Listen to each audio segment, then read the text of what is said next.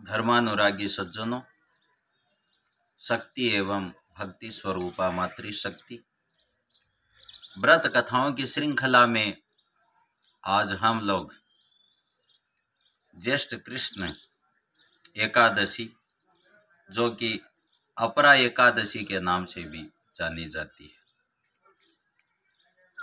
सज्जनों, अपरा एकादशी करने से सभी मनोकामनाएं पूर्ण होती हैं, वांछित फल मिलते हैं और इस एकादशी का शास्त्र सम्मत भी बहुत ही महत्व बताया गया है।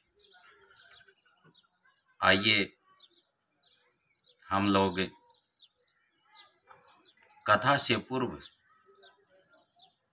एकादशी व्रत महात्म्य, कथा विधि विधान, तदुपरांत कथा का श्रवण करेंगे। कथा श्रवण से पूर्व अंतःकरण शुद्धि के लिए हरि संकीर्तन करते हैं। श्री कृष्ण गोविंद हरे मुरारे, हे नाथ नारायण वासुदेव। श्री कृष्ण गोविंद हरे मुरारे, हे नाथ नारायण वासुदेव। हे नाथ नारायण वासुदेव, हे नाथ नारायण वासुदेव। श्री कृष्ण गोविंद हरे मुरारे, हे नाथ नारायण वासुदेव। एक बार नैमिषारण्य में शौनक आदि 88,000 ऋषि एकत्रित हुए।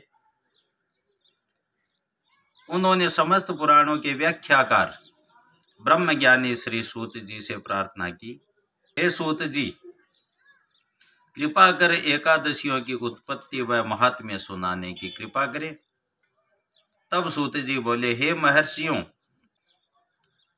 ऋषि मुनियों एवं समस्त प्राणियों के लिए अनंत पुण्यदायी एकादशी की उत्पत्ति के संबंध में अपने 5वें अश्वमेध यज्ञ के समय धर्मराज युधिष्ठिर ने भी भगवान श्री कृष्ण से यही प्रश्न किया था। वह सारा वृत्तांत मैं आप सभी से कहता हूं, ध्यान पूर्वक सुने। एक वर्ष में 12 महीने होते हैं और एक महीने में 2 एकादशी होती है। एक वर्ष में 24 एकादशी हुई। जिस वर्ष में अधिक मास पड़ता है उस वर्ष में 2 एकादशी और बढ़ जाती है। इस तरह कुल 26 एकादशी होती है। हे ऋषियों, जो पुण्य चंद्र या सूर्य ग्रहण में स्नान या दान से होता है तथा जो पुण्य अन्न जल स्वर्ण भूमि गौ तथा कन्यादान अश्वमेधादि यज्ञ करने से होता है, जो पुण्य तीर्थ यात्रा तथा कठिन तपस्या करने से होता है, उससे अधिक पुण्य एकादशी व्रत रखने से होता है।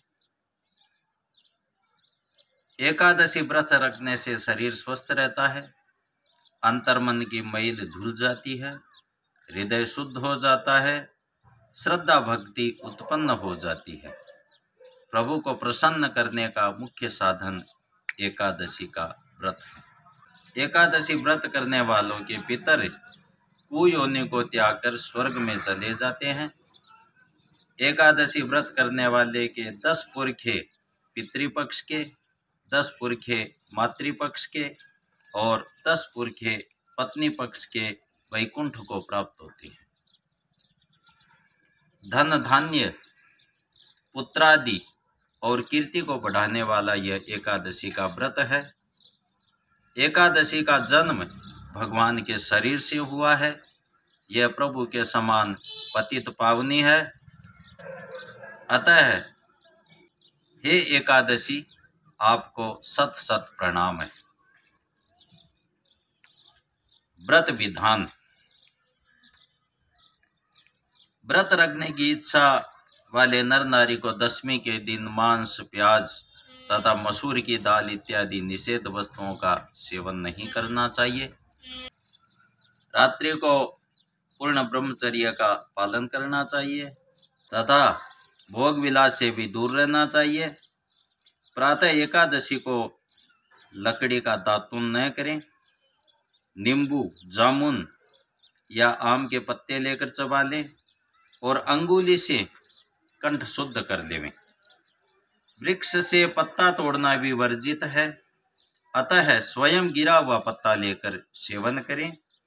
यदि यह संभव न हो तो पानी से 12 कुल्ले कर लें, फिर स्नान आदि कर मंदिर में जाकर गीता पाठ करें या पुरोहित आदि से श्रवण करें। प्रभु के सामने इस प्रकार प्रण करना चाहिए कि आज मैं चौर, पाखंडी और दुराचारी मनुष्य से बात नहीं करूंगा और न ही किसी का दिल दुखाऊंगा। गौ, ब्राह्मण आदि को फलाहार व अन्नादि देकर प्रसन्न करूंगा। रात्रि को जागरण कर कीर्तन करूंगा।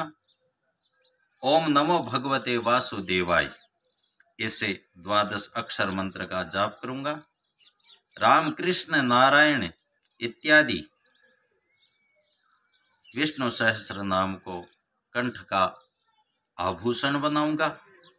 ऐसी प्रतिज्ञा करके श्री विष्णु भगवान का स्मरण कर प्रार्थना करें कि हे त्रिलोकपति, मेरी लाज आपके हाथ है, अतः मुझे इस प्रण को पूरा करने की शक्ति प्रदान करना।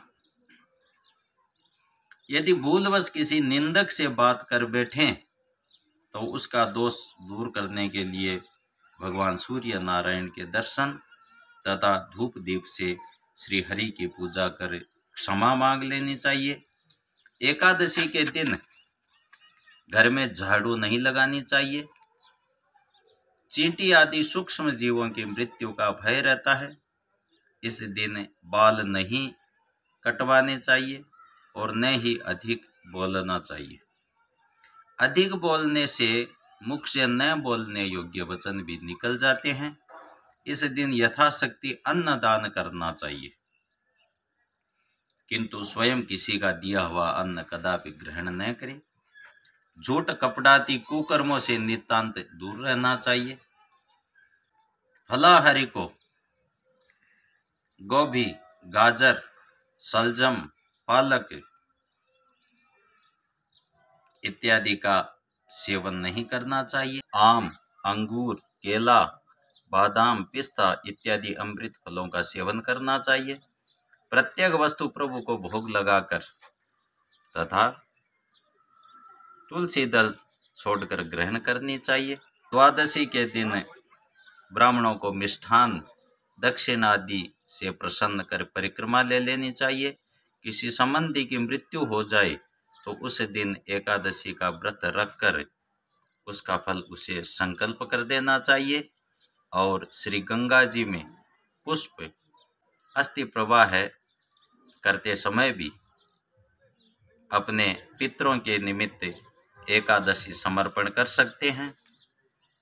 प्राणी मात्र को अंतर्यामी का अवतार समझकर किसी से छल कपट नहीं करना चाहिए। मधुर वाणी बोलनी चाहिए।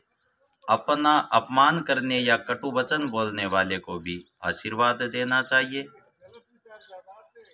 भूल कर भी क्रोध नहीं करना चाहिए। क्रोध चांडाल का अवतार है। आप देवता रूप हो, संतोष कर लेना चाहिए। संतोष का फल सर्वदा मधुर होता है। सत्य भाषण करना चाहिए तथा मन में दया रखनी चाहिए। इस विधि से व्रत करने वाला दिव्य फल को प्राप्त करता है। आइए हम लोग अपरा एकादशी कथा श्रवण करते हैं। इस व्रत की कथा का उल्लेख श्री ब्रह्म पुराण में इस प्रकार आता है। प्राचीन काल में महिध्वज नाम का एक राजा था, जिसका व्रतध्वज नामक छोटा भाई बड़ा ही अधर्मी, अन्यायी और क्रूर था। वह अपने बड़े भाई से ईर्ष्या द्वेष रखकर उसे हानि पहुंचाने का अवसर ढूंढता रहता था। एक दिन बड़े भाई महिध्वज को अकेला पाकर उसने उसकी हत्या करके उसे एक पीपल के वृक्ष के नीचे गाड़ दिया। वह राजा उस वृक्ष पर प्रेत योनि में रहकर अनेक प्रकार के उत्पात मचाने लगा। एक दिन उस वृक्ष के पास से धौम्य ऋषि गुजरे तो उन्होंने अपने तपोबल से प्रेत के कारनामे और उसकी कथा जानी।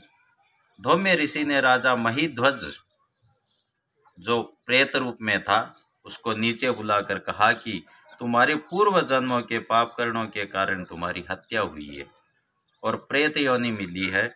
यदि तुम इससे मुक्ति चाहते हो तो ज्येष्ठ मास के कृष्ण पक्ष की अपरा एकादशी का व्रत रखो। महिध्वज प्रेत ने वैसा ही किया। व्रत और उपवास करने से उसे प्रेत योनि से छुटकारा मिला और वह फिर से दिव्य शरीर पाकर अंत में मोक्ष को प्राप्त हुआ। जय गौ माता, जय गोविंद।